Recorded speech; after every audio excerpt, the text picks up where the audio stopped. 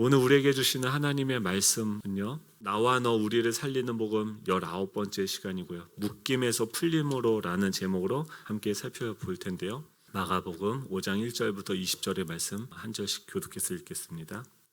예수께서 바다 건너편 거라사인의 지방에 이르러 배에서 나오심에 곧 더러운 귀신 들린 사람이 무덤 사이에서 나와 예수를 만나니라. 그 사람은 무덤 사이에 거처하는데 이제는 아무도 그를 쇠사슬로도 맬 수 없게 되었으니 이는 여러 번 고랑과 쇠사슬에 매었어도 쇠사슬을 끊고 고랑을 깨뜨렸음이러라. 그리하여 아무도 그를 제어할 힘이 없는지라. 밤낮 무덤 사이에서나 산에서나 늘 소리를 지르며 돌로 자기의 몸을 해치고 있었더라. 그가 멀리서 예수를 보고 달려와 절하며 큰 소리로 부르짖어 이르되 지극히 높으신 하나님의 아들 예수여, 나와 당신이 무슨 상관이 있나이까? 원하건대 하나님 앞에 맹세하고 나를 괴롭히지 마옵소서 하니, 이는 예수께서 이미 그에게 이르시기를 더러운 귀신아 그 사람에게서 나오라 하셨습니다. 이에 물으시되 내 이름이 무엇이냐? 이르되 내 이름은 군대니 우리가 많음이니이다 하고 자기를 그 지방에서 내보내지 마시기를 간구하더니 마침 거기 돼지의 큰 떼가 산 곁에서 먹고 있는지라. 이에 간구하여 이르되 우리를 돼지에게로 보내어 들어가게 하소서 하니 허락하신 데 더러운 귀신들이 나와서 돼지에게로 들어가매 거의 2,000마리나 되는 떼가 바다를 향하여 비탈로 내리다라 바다에서 몰사하거늘 치던 자들이 도망하여 읍내와 여러 마을에 말하니 사람들이 어떻게 되었는지를 보러 와서 예수께 이르되 그 귀신 들렸던 자 곧 군대 귀신 집혔던 자가 옷을 입고 정신이 온전하여 앉은 것을 보고 두려워하더라. 이에 귀신 들렸던 자가 당한 것과 돼지의 일을 본 자들이 그들에게 알림해 그들이 예수께 그 지방에서 떠나시기를 간구하더라. 예수께서 배에 오르실 때 귀신 들렸던 사람이 함께 있기를 간구하였으나 허락하지 아니하시고 그에게 이르시되 집으로 돌아가 주께서 내게 어떻게 큰 일을 행하사 너를 불쌍히 여기신 것을 내 가족에게 알리라 하시니 그가 가서 예수께서 자기에게 어떻게 큰 일을 행하셨는지를 데가볼리에 전파하니 모든 사람이 놀랍게 여기더라. 아멘. 우리 좌우에 계신 분들과 이렇게 인사하면 좋겠습니다. 주님이 당신과 함께 하십니다. 네, 잘 되고 있습니다. 네. 네, 맨날 교회 오면은 내가 필요한 건 지금 돈이고 떡인데 맨날 주님은 떡과 돈을 주는 게 아니라 내가 너와 함께한다 말씀하시죠. 근데 그 나와 함께하고 계신다라는 그 주님께서 이 모든 만물의 주인이신 줄로 믿으시기 바랍니다. 그 주님께서 나와 함께 하시면 그 안에 지혜와 의와 거룩함과 모든 보화가 그분 안에 다 있는 것이죠. 그분과 우리의 관계가 우리의 존재와 상황을 결정하는 줄로 믿습니다. 그 뉴욕의 유니온 대학교 교수인 그 데니얼 사이몬스와 크리스토퍼 샤브리스라는 교수님이 있습니다. 그분들이 재미있는 실험을 했는데요. 실험 내용이 뭐냐면 체육관에 흰 옷과 검은 옷을 입은 사람들을 반반씩 줄을 세워놨습니다. 그리고 여러 명에게 농구공을 주고 그리고 그 농구공을 주고 받는 그 실험을 하는데 흰 옷 입은 팀이 패스를 몇 번 하는지를 세어보아라 라고 하는 것이 그 실험의 주제였어요. 그래서 그 팀이 경기를 하고 있으면 흰 옷 입은 팀이 몇 번 그 패스를 하는지를 참가한 그 사람들, 실험자들이 와서 그것을 세고 있는 건데 이 실험에 숨겨진 목적이 있었어요. 그것이 뭐냐면 지금 그 사람들이 이 패스를 하고 하얀 옷 입은 사람이 검은 옷을 입은 사람에게 공을 몇 번 패스하는가를 보고 있는 그 순간에 그 경기장 그 체육관 저 한쪽 구석에 고릴라 인형을 입고 한 사람을 고릴라 인형을 입고 지나가게 만드는 거예요. 그리고 나서 이 경기가 다 끝난 다음에 사람들한테 물어보는 게 흰 옷 입은 사람이 검은 옷 입은 사람한테 패스를 몇 개 했느냐를 물어보는 게 아니라 지금 너가 그것을 세고 있을 때 저 뒤에 고릴라 인형이 지나가는데 그 고릴라 인형이 지나가는 것을 본 사람 손 들어봐라 라고 했어요. 거기에 100명이 넘는 사람들이 있었는데 약 40% 이상이 그 고릴라가 지나가는 것을 보지 못했다라고 이야기를 합니다. 이 실험 결과로 그분이 쓴 책이 뭐냐면 보이지 않는 고릴라라는 책인데, 거기서 뭘 얘기하면 확증 편향이라는 단어를 소개합니다. 확증 편향이라는 것은 뭐냐면 자신의 견해에 도움이 되는 정보만 우리는 선택적으로 취하고 자신이 믿고 싶지 않은 정보들은 외면하는 그런 본능적인 성향들이 우리 안에 내재되어 있다라고 하는 것이죠. 다른 말로 우리 인식 가운데 자기중심적인 인지 왜곡이 일어난다라고 하는 것입니다. 지금도 이 예배당에 들어올 때 여러분들이 똑같은 공간에 똑같은 시간에 이곳에 들어왔지만 각자 보고 느끼고 생각했던 것들이 다 다른 것이죠. 내가 고민하고 내가 생각하고, 어떤 사람들은 옷에 관심 있는 사람들은 옷을 봤을 거고, 어떤 분들은 뭐 헤어스타일을 봤을 거고, 어떤 분들은 여기 계신 그 주님의 임재를 봤을 수도 있고, 어떤 분들은 찬양을 봤을 수도 있고, 모든 상황들이 있지만 우리가 다 보는 것이 아니라 자신 안에 어떤 내가 관심 있고 나에게 이익이 되는 것, 나의 견해에 도움이 되는 정보에게만 우리가 특정 사실에만 집중해서 보게 되어진다라고 하는 것이죠. 그 말은 뭐냐면 똑같은 상황이어도 우리는 내가 보고 싶은 것만 보게 되어진다라는 거예요.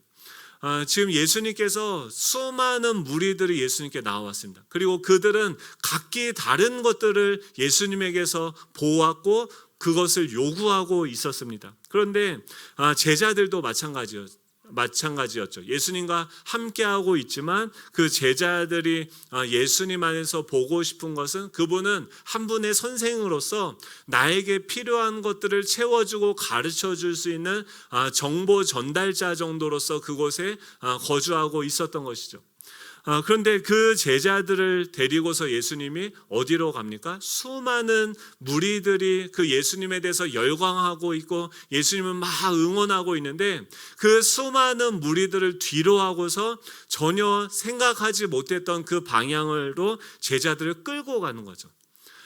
이 전에 지금 그것을 통해서 지금 뭘 얘기하는 거냐면은 지금 예수님이 그 전에 배에서 가르쳤던 내용이 무엇입니까? 씨 뿌리는 자에 비유고 하나님의 나라는 어떻게 성장하는가에 대해서 가르쳤습니다. 그리고 그 내용 중에 하나가 뭐냐면 씨를 뿌렸을 때 4가지 밭이 있는데 그 중에서 좋은 땅만 30배, 60배, 100배의 결실을 맺는다. 그리고 나머지는 그 장애물들이 있다. 씨가 열매를 맺는데 어떤 변화가 일어나는데 장애물들이 있다라는 것을 이야기하는 것이죠. 하나님의 뜻이 있어요. 그러니까 그들이 생각하던 하늘의 개념은 3층천의 개념이 있어요. 우리가 보고 있는 지금 우리가 밟고 있는 이 땅 위에서부터 우리가 보고 있는 이곳이 첫 번째 하늘이라고 한다면 그 위에 뭐가 있냐면 공중이 있어요. 그러니까 사단과 어둠의 권세들이 있는 그곳이 공중인 거고 그 위에 뭐가 있냐면 하나님이 거하고 계시는 그 하늘이 있는 것이죠. 즉 하나님의 나라가 이 땅 가운데 이루어지는 것. 여러분들의 삶이 잘 변하죠. 아니에요. 한별이가 아주 강하게 제가 청년 때 큐티가 너무 어려웠어요. 그러니까 처음에 이제 큐티가 뭔지도 몰랐어요. 근데 청년부 모임을 갔는데 어떤 자매가 저를 이렇게 보면서 막 눈을 깜짝깜짝하면서 형제님 큐티 하세요. 그래서 아니 남자한테 무슨 큐티하냐고. 죄송합니다. 네, 귀엽냐 물어보는 줄 알았어요. 저는 큐티하냐. 그래서 그게 아니라 나중에 알고 봤더니 얼마나 창피했냐면 큐티는 뭐냐면 이렇게 날마다 본문을 정해서 같이 읽는 거더라고요. 근데 그래서 큐티하냐고 그래서 난 큐티하지 않고 멋지다라고 얘기했다가 완전 사람들이 다 저를 이상하게 쳐다봐가지고 난처했던 적이 있습니다. 근데 큐티를 이제 배우고 해나가는데 큐티가 너무 어려운 거예요. 그러니까 왜 어려우냐면 이 성경이 어려운 게 아니라 지금도 지난주에 이번 주 계속 큐티 내용이 뭐예요? 애굽을 하나님이 제거하세요. 애굽이 뭡니까? 세상에 우리가 좋아하는 것들이에요. 그런데 와, 그거 뭐 애굽을 없애야 되죠. 그러니까 우리가 세상에 좋아하는 것들을 내려놔야 되죠. 그리고 주님만 사랑해야 되는 거 모르는 사람이 있어요. 이 성경 읽고 그거 모르는 사람이 있어요. 근데 그게 안 되는 거예요. 드라마랑 예수님이랑 선택하면 누구를 사랑해야 됩니까?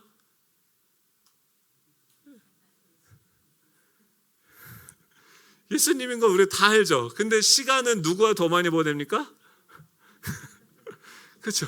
이게 성경이 어려운데 어려운 게 읽어서 이 내용이 어려운 게 아니라 이 텍스트에서 내 존재까지 오기까지, 이것이 내 안에 말씀이 이루어지기까지 그 공간 여백들이 있는데 이게 여기까지 들어오는 게 너무 어려운 거예요. 그게 뭐냐면 하나님의 뜻이 이 땅 가운데 이루어지는데 그 중간에 있는 우리가 있는 그 하늘은 뭐가 있어요? 우리의 머리가 있고 우리의 생각이 있고 우리의 감정들이 있습니다. 그리고 그 위엔 또 뭐가 있냐면 성경에서 얘기하는 것은 공중에 권세 잡은 자 사단이 있어서, 지난주에도 말씀이 길가에 뿌려졌다는 것은 뭐냐면 하나님이 그 공중 위에 있는 그 하나님이 말씀을 그 땅에 뿌리는데 공중에서 그 사단이 그 말씀을 뺏어가는 일들이 생겨난다는 거예요.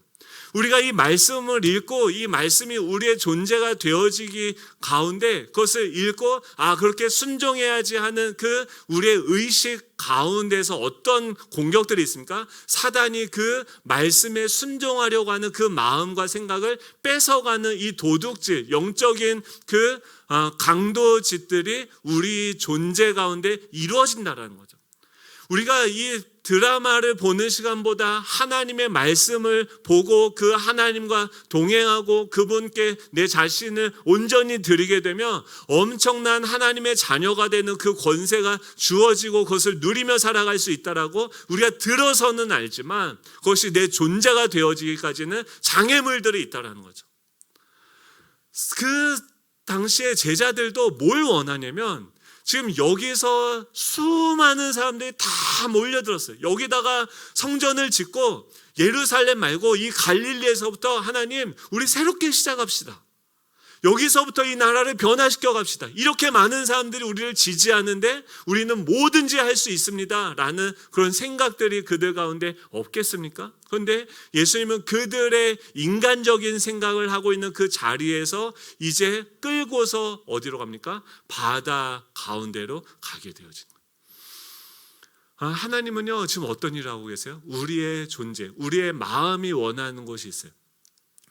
제가 신대원 다닐 때 어떤 특별한 그 저의 사역의 방향이나 인식의 방향이 바뀌었던 적이 있습니다. 그 사건이 뭐였냐면 제 전 재산을 하나님이 요구해서 그것을 이렇게 어떤 노숙자에게 헌금을 했어요. 감동을 주셔서 제 그 당시에 전 재산이었어요. 36,000원이 있었는데 갑자기 자산이 누가 그것을 실천하려고 머뭇거리는 사이에 담임 목사님이 30만 원을 플러스로 추가해 주셔서 33만 6천 원이 있었는데 그거를 노숙자에게 주고 저는 그 다음 주 한 주를 꼬박 굶으면서 보내야 되는, 한 주를 살아갈 수 있는 돈이 하나도 없는 거예요.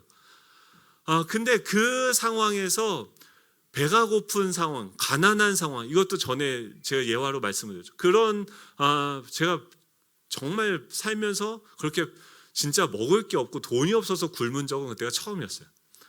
잘 산 거죠. 네. 근데 그러고 나서 학교를 들어가는데 뭐가 다르게 보이냐면 제가 뭔가 가지고 있고 제가 뭔가 할 수 있다라고 생각했을 때, 내 지갑에 돈이 있다라고 생각했을 때 뭘 생각하냐면 내가 뭘 할까? 내가 어떻게 하면 더 높이 갈까? 내가 어떻게 하면 더 좋은 설교를 할 수 있는, 어떻게 하면 더 큰 교회에 가서 유명한 전도사가 될까? 어떻게 하면 내가 더 인정받는 사역자가 될까? 맨날 그 똑같은 학교에 들어가면서 저는 뭘 생각했냐면 제 존재가 어떻게 인정을 받고 더 큰 교회에서 어떻게, 제가 그때 꿈이 뭐였냐면 빌리 그레함 목사님처럼 내가 수만 명에게 가서 복음을 전하겠다, 주여 이 지구를 나에게 주시옵소서 막 기도하던 때였어. 소나무 막 뽑고 기도하고 막 이랬는데 돈 땡전 한 푼 없으니까 그런 마음이 없어지고 괜히 돈 없으니까요 인간이 처량해지는데요. 버스 타고 학교 들어갔는데 그런 생각이 드는 거예요. 막 위대하고 막 엄청난 비전, 꿈 이런 건커녕 이번 주 어떻게 살지? 뭐 먹지? 라는 생각을 하는데 그때 하나님이 제 눈을 열어주셨어요. 그게 뭐냐면 맨날 똑같은 버스 타고 가는데 그 안에 저와 같은 고민을 하고 있는 전도사님들이 있다라는 것을 제가 보지 못했던 거예요.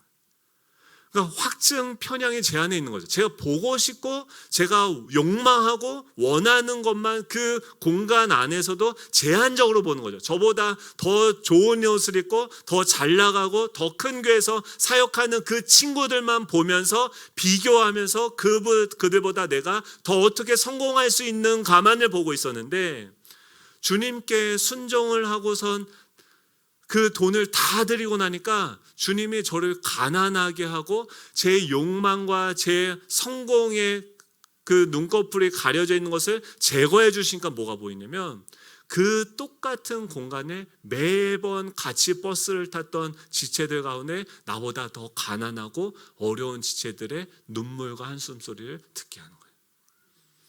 여러분, 왜 제자들을 지금 이 예수님께서 너희들은 좋은 밭이야 라고 하면서 지금 어디로 갑니까? 바다로 끌고 가는 거예요. 그들의 밭을 기경해서 그들 안에 있는 돌덩이와 그들 안에 있는 가시떨기와 그들 안에 있는 영적인 걸림돌들을 예수님은 제거하는 곳으로 우리를 인도하시는 거예요. 근데 제자들 입장에서는 보니까 뭐예요? 와, 이거 나 죽을 것 같은데? 와, 나 어떻게 살지? 예수님한테 순종했는데 예수님이랑 같이 가는데 아니 예수님은 왜 저 좋은 기회를 놔두고선 지금 이때 이 타이밍에 이걸 갑니까? 정신을 차려야지. 내가 이 바다 건너가면 또 놀라운 일들이 생기겠지. 거기 가면 더 많은 사람들이 몰려들 거야. 또 옆에 붙은 배들도 있으니까 다음 주에는 더 많은 사람들이 오겠지. 이런 생각들을 하면서 가는데 뭐가 일어나요? 풍랑이 일어나요. 여러분, 하나님의 말씀을 순종할 때 이게 뭘 보여주냐면 하나님은 우리를 통해서 열매를 맺기 원하세요. 30배, 60배, 100배의 결실을 맺기 원하시는데 그것을 위해서 주님께서 우리 가운데 하시는 것이 무엇입니까? 우리 안에 있는 애굽과 바벨론을 다 뽑아내시는 거예요. 우리를 더 거룩하게 만들어가고 주님이 함께하고 지난주에 깨닫게 된 게 뭐예요? 풍랑이 일어나고 말씀 순종하려고 하잖아요. 막 예배 안 나오다가 이제 나오려고 하면은 한 주간 내내 뭐가 있냐면 복잡한 생각들, 거친 생각과 불안한 눈빛과 나를 지켜보는 너의 이건 무슨 가요의 가사인지 모르겠지만 그것이 우리의 마음을 휘저으면서 뭘 보지 못하게 만듭니까? 예수님을 보지 못하게. 그 바다 한가운데서도 내가 내 경험과 내 능력으로 어떻게든 내 삶을 개척하고 확장시켜 보려고 최선을 다하는 노력을 하지만 점점 무기력한 내 자신을 보게 되어지는 거예요. 그 말은 뭐냐면 하나님께서 우리를 인도하신다고 하면 가장 먼저 직면하게 하시는 게 뭐냐면 우리의 실존을 정확하게 인지하게 하는 거예요. 버스 안에서 보았던 제 자신이요. 지갑에 돈 하나도 없고 아무것도 할 수 없어서 이 한 끼 밥만 없어도 풀이 죽어서 온갖 세상 소망 다 사라진 것처럼 살아갈 수밖에 없는 존재가 바로 저와 여러분인 거죠. 우리는 뭐가 있다고 생각하고 내 것이 있다고 생각하면서 그것이 나의 것이고 이것을 통해서 나의 나라를 나의 어떤 비전들을 이루어갈 것이라고 착각을 하는데 주님께서는 그 착각을 다 지워버리시는 거예요. 제자들이요, 이 바다 가운데서 이제 뭐 하게 되냐면 예수님에 대한 인식이 바뀌어요. 얼마 전까지만 해도 선생님이요 라고 했는데 이분이 저가 누구이시기에 지금 나와 함께하고 계신 지금 자신이 할 수 없는 그 상황들, 내 절망의 상황들. 근데 그 왜 절망의 상황이 옵니까? 내가 할 수 없는 상황이 옵니까? 주님이 내 그릇에 넘치는 그 장소로 우리를 인도하시는 거예요. 우리 그릇은 소주잔만한데 이따만한 욕조 가운데 우리를 던지시는 거예요. 그 말은 뭐예요? 우리를 깨트리고 그 욕조보다도 더 크신 하나님을 담는 그릇으로 만들어가는 건데, 우리 수준과 우리의 경험의 크기 안에서는 그것이 너무나도 두렵고 염려가 되어지는 것으로 보이는 거죠. 그곳에서 제자들은 어떻게 합니까? 영적인 눈이 열리는 거예요. 풍랑이 오고 고난이 오고 그 어려운 내 한계에 부딪혔을 때 주님께서 그때부터 무엇을 열어줘요? 눈을 열어주셔서 나는 할 수 없는데 그곳에 누가 계세요? 주무시고 계시는 예수님을 보게 하고 깨우게 하는 거예요. 여러분, 지난주 말씀이 이거였는데 이번 한 주간 그 주님을 깨우셨습니까? 그 주님이 우리와 함께하고 계셨습니까? 와, 그 주님을 깨우고 그 주님과 동행하려고 하면은 어떤 일이 일어나요? 그 주님이 우리를 데리고 가시는 어떤 목적지가 있는 거예요. 지난주에 주님이 뭐라고 하면 4장 35절에 뭐라고 하냐면 그날 저물 때 제자들에게 이르되 우리가 저편으로 건너가자라고 얘기해요. 건너가자는 것은 뭐냐면 내 인식의 그 상태, 한계, 내가 생각하는, 내가 좋아하는 내 나라에서부터 지금 어디로 건너가자는 거예요?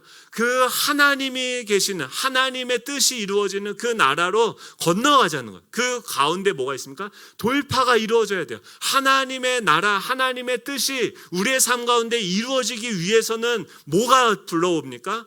방해가 오는 거예요. 풍랑이 부는 거예요. 내 힘으로는 도저히 내 존재가 완전히 흔들리고 그 큰 물결이 가득 차서 나로 하여금 죽게 되었다라고 느낄 수밖에 없는 그런 풍랑이 우리 가운데 오는데, 우리 가운데 계신 주님은 뭐예요? 그 풍랑보다 더 크신 주님인 것을 우리로 하여금 믿게 하시는 거죠. 영적인 눈을 여시는 거예요. 이 눈이 열리시기를 간절히 축복합니다. 이번 여러분들이 어떤 상황이 있는지 모르겠어요. 근데 여러분들이 정말 여러분들의 상황은 내가 지금 이 상황에서 어떻게 살아가야 될지, 내가 내 인생의 키를 잡고 한 치 앞도 나아가지 못하고 나 자신 없고 나 죽을 것 같고 나 도저히 아무것도 할 수 없을 것이다라는 생각이 들 때 캄캄한 그 풍랑이 내 앞을 다 사로잡아서 내가 정말 고립되어져 있고 혼자 버려진 것과 같은 생각이 드시는 분이 계시다고 한다면, 그 가운데 그 풍랑을 잠잠하게 하시고 새로운 항로를 여시는 그 주님이 나와 함께하고 계심을 믿으시기 바랍니다. 오늘은요, 그 주님이 그 항로를 열고 가시는 거예요. 그리고 마침내 예수님께서 우리로 하여금 보게 하시는 것, 우리 문제에 주님께서 우리로 하여금 이렇게 깨닫게 하시는 그 지역으로 인도하세요. 그게 뭐냐면 오늘 1절입니다. 예수께서 바다 건너편 거라사인의 지방에 이르렀다라고 얘기합니다. 지금 수많은 사람들을 다 내버리고 그 사람은 뭐예요? 내가 어떤 일을 이루어 갈 때 필요한 자원이 될 수 있는 거죠. 인적 자원이 되고 물적 자원이 될 수 있는 거죠. 근데 그것을 다 버리고 예수님이 지금 어디로 가냐면 거라사라는 지역으로 갑니다. 이 무대의 배경은요, 오늘 본문의 배경은 이 갈릴리 호수 저편에 있는 거라사 지역입니다. 이 거라사 지역은 데가볼리라는 지역에 있습니다. 이 데가는 숫자 10을 얘기해요. 그리고 볼리는 폴리스의 약재입니다. 그러니까 10개의 마을이 연합되어져서 형성되어지고 있는 곳이 데가폴리스. 그래서 데가볼리 지역의 그 10개의 작은 마을 중에 하나인 거라사 지역으로 가는 거예요. 그런데 이 갈릴리도 후진 동네였는데 이 데가볼리 지역은 그거보다도 더 안 좋은 동네고 이방인들이 거주하고 있는 도시였어요. 유대인들이 가기를 꺼려하는 마을, 종교적인 거룩함과 이 청결함을 지켜내는데 전혀 도움이 안 되는 지역이 바로 그 데가볼리 지역이었습니다. 그리고 거기서도 이 거라사 지역은 지금 그곳에 있는 주민들이 지금 뭐하고 있습니까? 더욱더 천민 계급류의 사람이 거주했을 가능성이 큽니다. 왜냐하면 그곳에 그 마을에 사는 사람들은 수천 마리의 돼지떼를 키우고 있는 사람들이었어요. 우리는 삼겹살 하면 너무 좋아하지만 지금은 목장하시면 부자예요. 근데 거기는 뭐예요? 유대인들은 돼지를 부정한 짐승이라고 생각을 했어요. 그래서 이방인들이 중에서도 천한 자들, 유대인들 중에서도 율법을 준수하지 않은 배교자들이 하는 직업이 뭐였냐면 돼지를 치는 일을 감당하는 거였어요. 근데 지금 예수님이 갔던 그곳은 이 갈릴리에서 더 안 좋은 데가볼리 지역에 그 중에 그 10개의 마을 중에서도 가장 더럽고 가장 추악한 그 땅, 그 거라사 지역으로 갔는데 거기서 누굴 만납니까? 그 버려진 듯한 마을에서도 조차 쫓겨나 마을 사람들에게 상종 못할 버려진 자로 여겨지는 한 짐승과도 같은 존재, 그 한 사람을 만나려고 주님이 그곳에 가시는 거예요. 그는요, 사람이라고 부르기에는 적합하지 못한 짐승처럼 버려진 한 잊혀진 존재였어요. 아니, 잊어버리고 싶은 존재였어요. 동네 사람들은요, 그를 귀신 덩어리 혹은 괴물이라고 생각했어요. 근데 누가복음에서 뭐라고 얘기하냐면 그 사람을 그 도시 사람이다라고 얘기해요. 그 도시 사람 중에서도 가장 괴물과 같은 그 한 사람을 만나기 위해서 예수님께서 제자들을 끌고 그곳에 가시는 거예요. 여러분, 왜 예수님께서는 이 거라사에 하필 그 미친 사람을, 광인을 만나러 그곳으로 가셨을까요? 무엇을 보게 하실까요? 지금 여러분, 우리 존재가 변화되어졌을 때 지금 우리는 뭐만 생각합니까?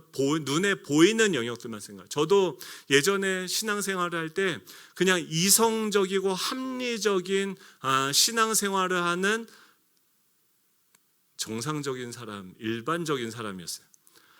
근데 제가 어느 순간에 이 영적인 세계, 여러분 귀신이 있습니까?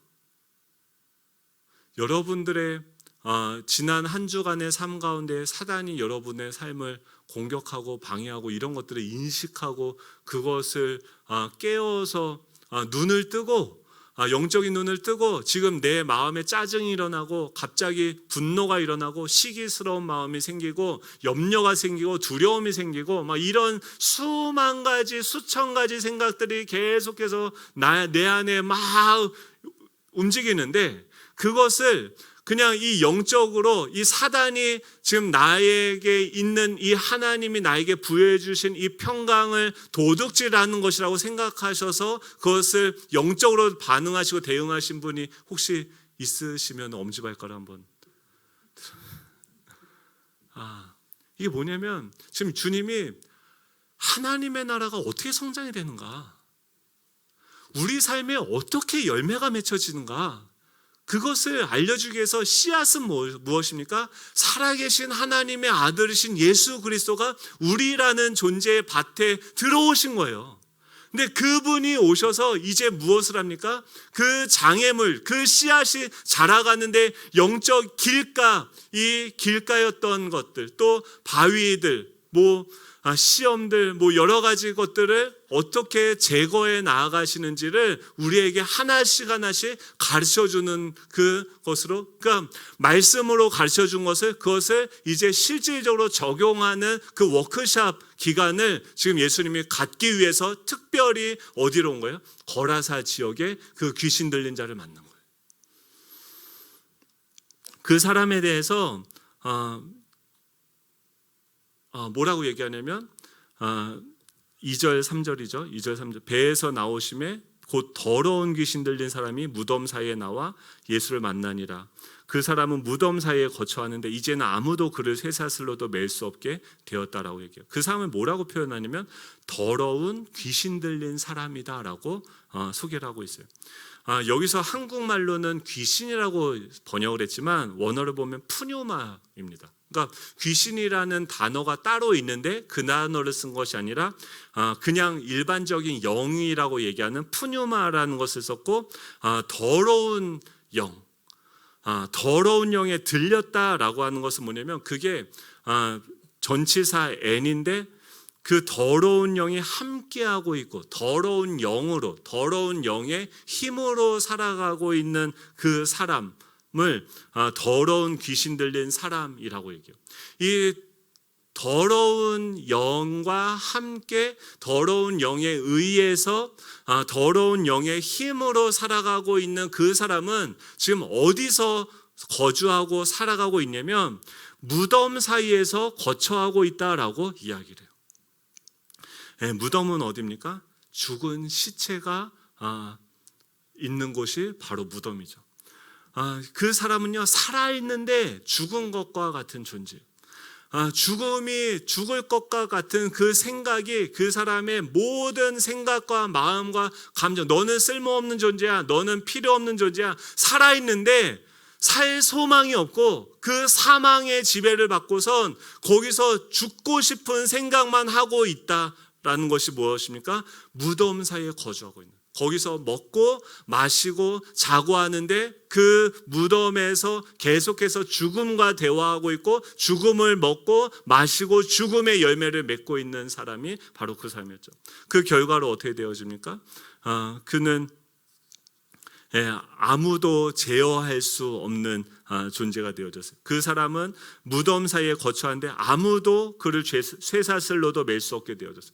쇠사슬을 사람한테 맵니까? 아니죠. 이건 짐승에게나 하는 것이죠. 그런데 그 사람은 더러운 영에 의해서 거주하고 함께하다 보니까 짐승과 같이 되어졌고, 사람들은 그를 사람으로 대하는 것이 아니라 짐승으로 대하게 되어지고, 그를 통제하려고 하는데 스스로도 자기가 컨트롤이 되어지지 않는 그런 상황이 되어진 것이 뭐예요? 더러운 영이 함께하고 있는 그런 상태인 것이죠. 그리고 그는 그 하나님이 부여해 주신 아름다운 존재를 계속 스스로 그 자신도 통제할 수 없는 파괴적인 힘으로 자신의 존재를 파괴하고 황폐하게 하고 망가뜨려서 늘 소리를 지르며 자신의 몸을 해치고 있어요. 여러분, 이게 먼 어떤 그 나라의 일이 아니라 우리의 일상 가운데 이루어지는 거예요. 계속 사단은 우리를 어디로 끌고 가냐면 무덤으로 끌고 가세요. 그 사망의 것을 먹게 하고 생각하게 하고 그 안에서 거처하게 하면서 어떻게 합니까? 스스로를 통제할 수 없는 그 강력한 그 힘의 지배를 받게 하고 소리를 질러요. 왜 소리를 질러요? 죽을 것 같은 거예요. 그리고 어떻게 자기의 몸을 자기가 해야 하는 거예요. 이 사람을 주님이 제자들을 데리고 와서 마주보게 만드는 거예요. 여러분, 이런 사람이 여러분들 자신이라고 하면, 제가 이거 보면서 느낀 게 뭐냐면 저 같더라고요.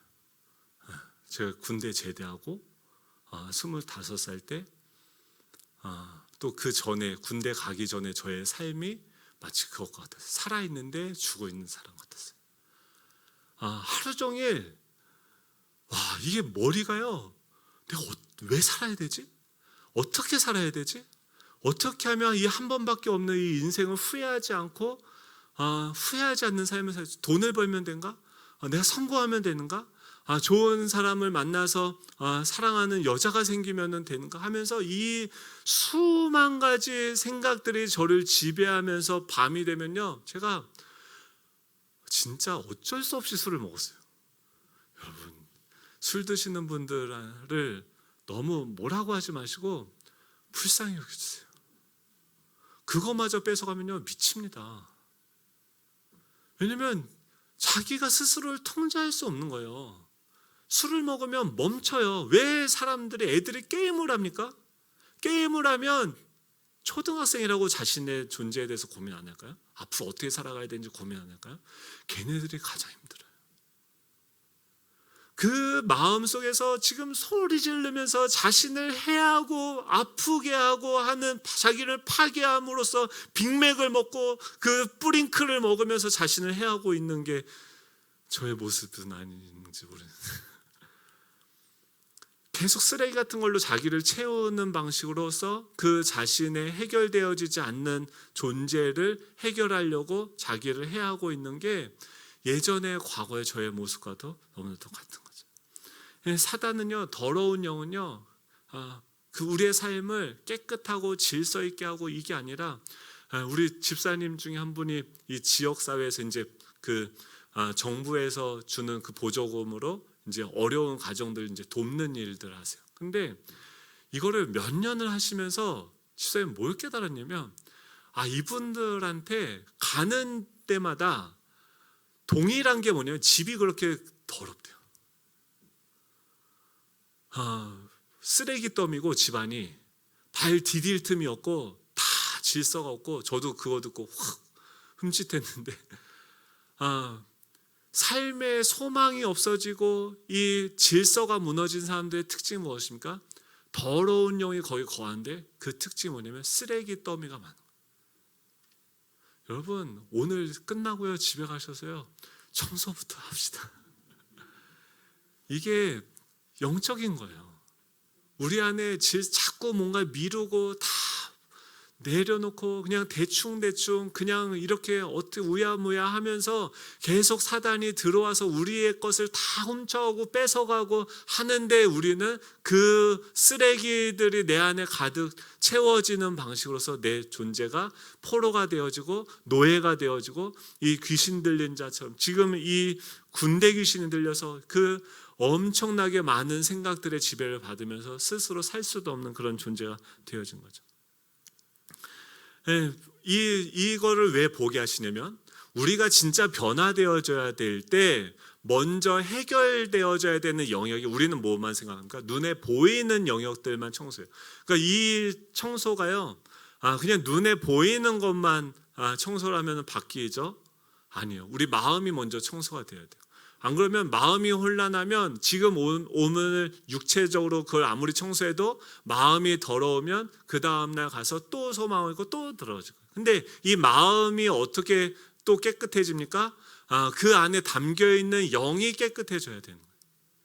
그러니까 예수님은 지금 제자들한테 뭘 하냐면, 풍랑이 일어나면서 그 풍랑보다 크신 하나님을 보게 하고, 지금 이 더러운 귀신 들린 자의 그 귀신을 내어 쫓으면서 그 영적인 세계도 하나님이 내가 다스리고 있다. 너의 보이지 않는 너의 무의식, 너의 마음, 너의 속사람도 내가 변화시킬 수 있다. 그 부분, 영적인 부분에서의 변화가 일어나고, 이 더러운 영들이 지배하고 있는 그 영역들의 변화가 일어나야지 너의 마음의 변화, 너의 육체의 변화가 일어난다라는 것을 알려주기 원하는 거예요. 어떻게 사람이 변하는가? 우리가 마음만 먹는다고 바뀝니까? 안 바뀌어요. 왜 그렇습니까? 영이 바뀌어야 되는 거예요. 이 제자들에게 자녀들아, 그 요한일서 3장 7절 8절에 보면, 자녀들아 아무도 너희를 미혹하지 못하게 하라. 의를 행하는 자는 그의 의로우심과 같이 의롭고, 죄를 짓는 자는 마귀에게 속하나니 마귀는 처음부터 범죄함이라. 하나님의 아들이 나타나신 것은 마귀의 일을 멸하려고 하심이라 라고 얘기해요. 계속해서 이 사단은요, 그러니까 가나안 땅을 하나님이 우리에게 주셨어요. 하나님의 자녀가 되게 하셨어요. 그 땅을 건너가게 했어요.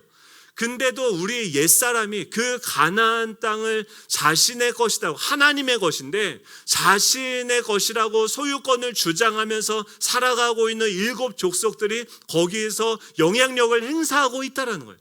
우리가 예수님을 믿지만 여전히 우리 안에는 애굽과 그 바벨론의 세상을 추구하고 예전에 죄된 삶을 살아갔던 그 습관과 그 중독과 이런 더러운 영역들의 요소들이 우리 안에서 있는데, 그 습관을 어떻게 바꾸고 우리의 존재를 어떻게 변화시킬 수 있느냐, 그 본문을, 그 내용을 오늘 이야기하는 거죠. 어떻게 해요?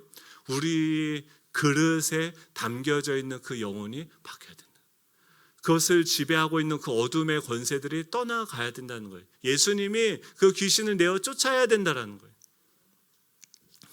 제가 그 중국에 있을 때 전공은 뭐냐면 전통의학을 공부했어요. 그러니까 우리 학교에 어떤 사람들이 오냐면, 한국에서 지리산에서 돌을 닦던 가족이 왔어요.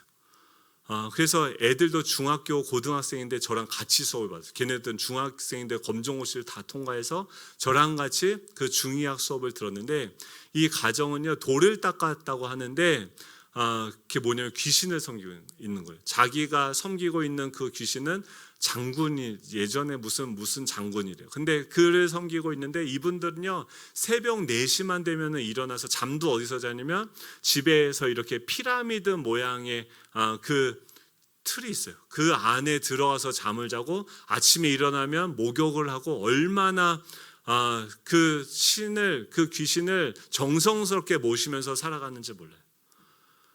근데 그분이 뭐라고 했냐면 귀신들이 많다는 거예요. 근데 자기가 섬기는 그 귀신은 강력하대요. 그리고 그 귀신들이 파장을 통해서 들어갔는데 사람들 안에 있는 그 탐욕의 기운들, 그래서 어떤 분들 전도하다 보면은 파장 막 얘기하고 이러는 분인데 그건 물리학에서 얘기하는 파장이 아니라 그런 분들은 무속을 믿는 분들일 경우가 많아요. 그래서 무속께서는 이걸 어떻게 설명하냐면 영계가 있고 그 귀신들은 파장을 통해서, 즉 탐욕의 기운, 그래서 저 사람은 기운이 좋다, 뭐가 좋다 막 이렇게 얘기하는 게 그 사람의 파장, 염려와 근심, 불안, 두려움이 많은 사람들을 중심으로 그 기운의 파장을 따라서 들어가서 그 사람을 사로잡는데요. 즉 귀신을 초대하는 요소가 우리 안에 그 쓰레기처럼 있게 되어졌을 때 그 파장을 따라서 처음에는 그 욕망과 쾌락, 그 두려움으로 그런 더러운 영들이 다가오게 되어지지만 일단 복종하고 나면 그 다음부터는 그 귀신이 완전히 사로잡아서 중독이나 강제적인 고통을 당하게 함으로써 완전히 내가 스스로를 제어할 수 없고 컨트롤할 수 없고 끌려다닐 수밖에 없는 중독의 형태로 나타나게 되어진다는 거죠. 근데요, 이게 그 사람뿐만 아니라 지금 우리 성경에서 뭐라고 합니까? 에베소서 2장 1절 2절에 보면 넓게 말하면 우리도 예전에 어떤 존재였습니까? 이 죽음의 냄새 아래서 어둠의 영들에게 놀아나면서 살아갔던 자들이죠. 에베소서 2장 1절 2절에 보면 우리 모두는 예수 그리스도를 따라 살아가는 삶 이전에 공중의 권세 잡은 자, 어둠의 영을 따라서 살아가는 자들이었고, 그때는 너희가 그 가운데서 행하여 이 세상 풍조를 따르고 공중의 권세 잡은 자를 따랐으니 곧 지금 불순종의 아들들 가운데서 역사하는 영이라. 즉 우리가 그냥 마음만 선하게 먹는다고 선한 일을 할 수 있는 것이 아니라 중립이 없다라는 거예요. 하나님의 통치를 받든지 이 공중의 권세 잡은 어둠의 영의 통치를 받든지 둘 중에 하나라는 거예요. 근데 그곳에서 근데 이 사람은 어떻습니까? 정도가 매우 심각하죠. 9절에 보면 이에 물으시되 내 이름이 무엇이냐 이르되 내 이름은 군대니 우리가 많음이니이다. 그 당시에 군대라고 하는 것은 레게온을 얘기하는데 한 군단 즉 6천 명이에요. 그러니까 지금 근데 그들에게 다가오면서 예수님이 뭐라 하면 8절에 보면 그 6절에 6절 7절 우리 한번 6절 7절 8절 같이 읽어볼까요? 6절부터 8절입니다. 같이 읽어보겠습니다. 시작. 그가 멀리서 예수를 보고 달려와 절하며 큰 소리로 부르짖어 이르되 지극히 높으신 하나님의 아들 예수여 나와 당신이 무슨 상관이 있나이까. 원하건대 하나님 앞에 맹세하고 나를 괴롭히지 마소서 하니 이는 예수께서 이미 그에게 이르시기를 더러운 귀신아 그 사람에게서 나오라 하셨습니다. 아멘.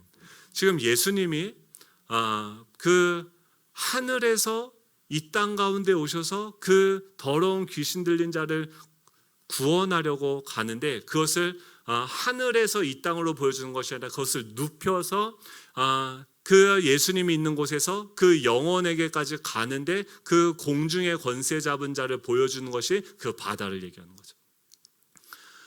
그리고 그곳을 갈 때 그 영혼을 향해서 나아갈 때 뭐가 있어요?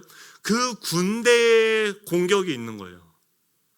6천 명이나 되는 그를 사로잡았던 그 지역에 왕노릇하고 있는 그 귀신들이 예수님과 그 제자들이 오는 것을 막고 방해하고 나오지 못하도록 변화하지 못하도록 총공격을 베푸는 거죠. 여러분 우리가 변화하려고 시도하는 순간 여러분 집에 가서 청소하려고 하는 순간 우리가 영적으로 거듭나고 깨끗해지려고 하는 순간 그 사단은 총공격을 하는 거예요. 안 믿는 수많은 사람들 어차피 자기 뜻대로 가고 있으니까 뭔가 거룩해지고 그 세계에서 그곳에서의 돌파가 일어나야 돼. 근데 어떻게 돌파가 일어납니까? 내 힘과 내 능력, 내 경험으로, 내 의지로는 되어지지 않는다라는 거예요. 우리는 내 스스로 변할 수 없다라는 거예요. 어떻게 해야 돼요? 예수님을 깨워야 돼요. 예전에 선생님이었는데 이제 그 풍랑보다 이 사단의 권세보다 크신 이 바다를 돌파하게 하는 풍랑을 돌파하게 하시는 그 예수 그리스도가 나와 함께하고 계심을 믿고 그분을 깨우는 거예요. 예수님 나를 좀 도와주세요. 하나님 나 주무시지 말고 나 죽겠으니까 나 좀 살려주세요. 주님께 찾아가는 거예요. 주님이 어떻게 해요? 내 인생을 붙잡고 그곳까지 가게 하시는 거예요. 여러분, 우리가요 지금 이제 목장을 세우고 전도를 하려고 하는데요, 사단이 가만히 있을까요? 절대 가만히 않습니다. 이제부터 저희가 목장을 세우고 목자를 세우고 막 이제 성도님들을, 이제 사람들을 세우는 일들이에요. 양육도 이제 하고 하려고 하는데 사단이 가만히 있을까요? 저희들이 엄청 기도하면서 여기까지 왔는데 지금 막 이 지역에서 사람들이 나오고 풀려나고 회복되어지죠. 이제 그 사람들 어떻게 세워가는가를 고민하고 있는데 그게 그냥 되어집니까? 그렇지 않다는 거예요. 어떻게 그 사람들이 변화될 수 있습니까? 6절에 보면 그 귀신이 뭐라고 합니까? 그가 멀리서 예수를 보고 달려와 절해요. 여러분, 여러분들의 가정이 어떻게 하면 변화될 수 있고요, 우리의 인생이 어떻게 하면 변화될 수 있고, 우리 이 지역의 어떤 그 사람들이 어떻게 하면 변화되어질 수 있습니까? 우리 안에 이미 누가 계십니까? 예수 그리스도가 계시는 거예요. 우리가 가는 곳마다 그들은 뭐 하고 있어요? 우리 보고 벌벌 떨고 있어요. 이스라엘 백성들이 광야에서 그렇게 방황하고 좌충우돌하고 불순종하고 넘어지고 이랬는데 여리고성에 있는 사람들이 내가 너희들의 소문을 듣고 우리의 마음이 녹았다라고 얘기해요. 왜 그렇습니까? 그렇게 맨날 좌충우돌하고 맨날 아무것도 없는 것 같은 연약한 그 12제자인데 그들 가운데 누가 계신 것이 보이는 거예요? 예수 그리스도가 함께하고 계시는 것이 보이는 거예요. 어떻게 지금 그 지역에 그 풍랑이 잠잠해지고 그 영혼들, 귀신 들린 자들이 떠나가는 일이 생깁니까? 하나님의 뜻이, 하나님이 육신을 입고 그 공중을 통과해서 이 땅 가운데 내려오신 거예요. 먼저 뭐가 있었냐면 예수님 안에 성육신의 돌파가 있어진 거예요. 자신을 비하하고 자신이 겸손하게 그 사람의 수준까지도 낮아지는 그 겸손한 자기 비우심이 있었던 거예요. 예수님 안에 뭐가 있어요? 자기 죽음이라는 돌파가 있었던 거예요. 그게 이루어지니까 그 예수님이 하나님 보좌 우편을 버리고 이 땅 가운데 낮아지신 거예요. 그 자기 죽음이, 자기 부인이 이 땅 가운데 이루어질 때 우리들을 통해서 어떻게 이루어집니까? 내가 예수님과 함께 죽은 것과 연합되어지는 거예요. 그때 뭐가 일어나요? 지금 이 땅에 내 안에 계신 예수님이 살아나기 시작하는 거예요. 근데 그것이 뭐예요? 거기가 하나님의 나라가 임하는 거예요. 여러분, 이 일을 위해서 우리를 부르신 줄 믿으시기 바랍니다. 우리가 해야 되는 건요, 남편이 안 변한다고 막 저 사람이 안 변한다고 그게 아니에요, 여러분. 그 사람이 변하기 위해서 뭐가 일어나요? 내 안에 돌파가 일어나야 돼요. 내가 십자가에 죽었음을 믿어야 돼요. 내 안에 예수 그리스도가 살아계심을 믿으셔야 돼요. 그들을 향해서 그가 멀리서 보고 예수를 보고 달려와 절하여 이르되, 이미 뭐라고요? 예수님이 이미 그에게 이르기를 더러운 귀신아 그 사람에게서 나오라 하셨으며, 예수님은요, 이미 우리 안에 계신 예수님은 그들을 결박하고 묶으시는 줄 믿으시기 바랍니다. 우리가 그 예수님, 그 거룩한 영, 성령을 따라서 그 말씀을 선포하게 되실 때 어둠의 영들은요, 그걸 깨달을까 봐 두려워하는 거죠. 그걸 깨달을까 봐 자꾸 세상을 보게 하고 이 땅에 있는 유혹들을 보게 하면서 쓸데없는 게임하고 쓸데없는 드라마, 완전히 쓸데없진 않겠지만 그거 하느라 우리의 시간을 다 뺏어가는 거예요. 그리고 뭘 못하게요? 지금 우리 안에 계신 예수 그리스도와 동행하지 못하게 하는 거죠. 여러분, 이 돌파가 저와 여러분 가운데 일어나길 소망합니다. 예수님은 어떤 분이에요? 그 지역은 어떤 곳이었어요? 2,000명의 돼지떼가 사람보다 중요한 곳이었어요. 물질주의가 물질이 사람보다 더 중요하다고 생각하는 그곳에서 이 사람은요, 1등 해야지, 돈이 많아야지, 성공해야지만 인정받는 그 더러운 세상에서 그 사람들이 군대나 되는 수많은 조언들이 얘기했는데 실패하고 넘어지고 나중에는 어떻게 됩니까? 아무것도 못하게 되어져서 그 낙오자가 낙오자가 돼서 그 사람들 안에서 벗어나서 무덤 가운데 살며 자기에게 해를 가하는 그런 존재가 되어진 거죠. 근데 주님은 어떤 분이세요? 교회는 어떤 곳일까요?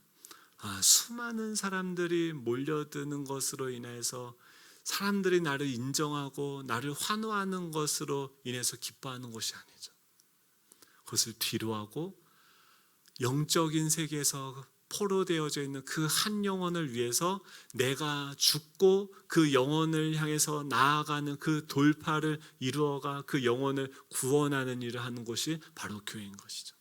우리 예수종합교회를 통해서 그 영혼들이 살아날 줄로 믿습니다. 그것을 위해서 우리 안에 돌파가 이루어져야 돼요. 내가 죽어야 돼요. 이미 죽었어요. 예수님 그걸 믿어야 돼요. 예수님이 내 안에서 사시도록 그분께 들어야 돼요. 그분의 말씀에 순종해야 돼요. 그랬을 때 주님은 어떤 일을 하십니까? 그 가정을 변화시키기 위해서 내 안에 있는 쓰레기들을 다 제거하고 애굽을 제거하고 바벨론을 제거하고 온전히 내가 하나님께 온전히 붙들리도록 그 일들을 하시는 거예요. 내 안에 이 파이프가요. 지금 여기가 사막인 게 내가 파이프인데 내가 막혀 있으니까 그 생수가 흘러가지 않는 거예요. 이 땅이 문제가 아니라 우리 안에 계신 생수이신 예수 그리스도가 콸콸콸콸콸콸 흘러가야죠. 우리 존재를 내어드릴 수 있는 저와 여러분 되시길 축복합니다. 그곳에 예수님이 가니까요. 그 영혼이 자유케 되어졌어요.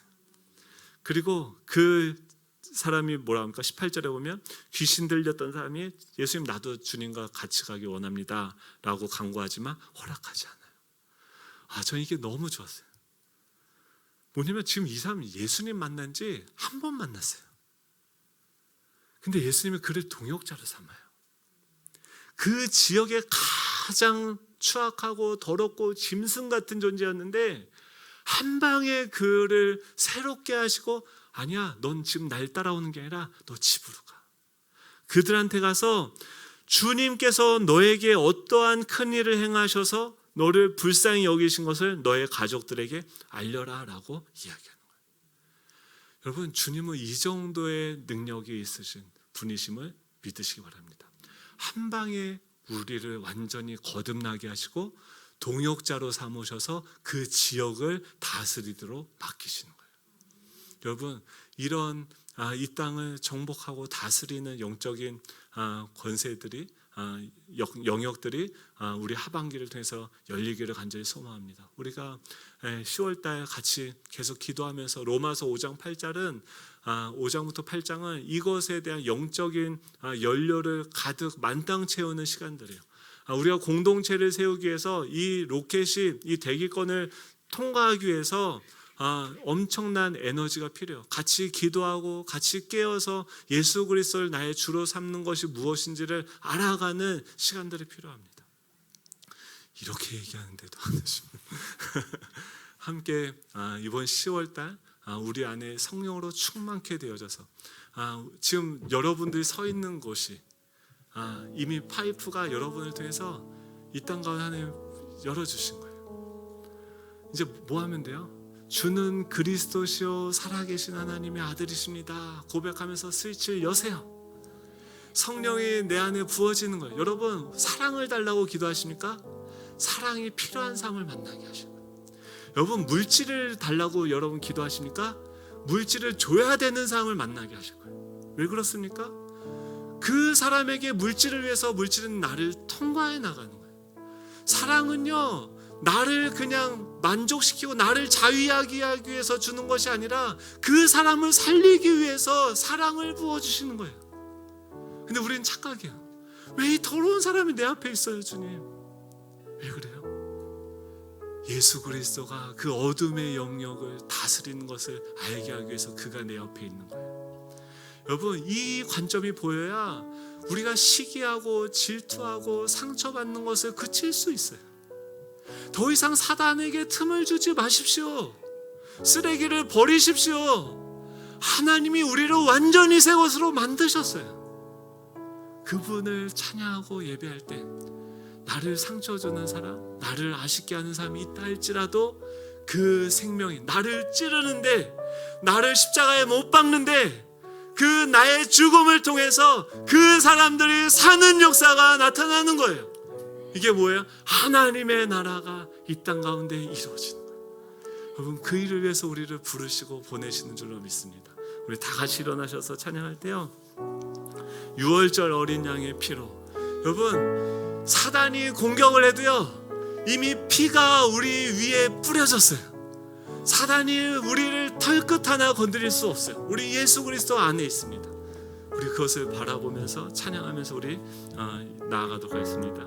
나라와 권세와 영광과 능력이 영원토록 영원토록